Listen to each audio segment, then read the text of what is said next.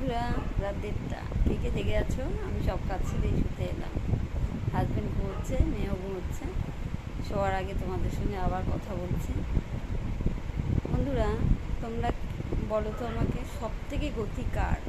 আমি তো জানি আগুন এবং জলে, হ্যাঁ, কিন্তু এখন দেখতে পাচ্ছি আমি তার চেয়েও গতিবেগ কার জানো?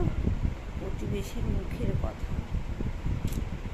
তুমি যদি তোমার মনের কথা ভুলেও প্রতিবেশীর কাছে বলেছো, তাহলে সেই কথা আগুন এবং জলের চেয়েও গতিবেগে পুরো এলাকায় ছড়িয়ে যাবে।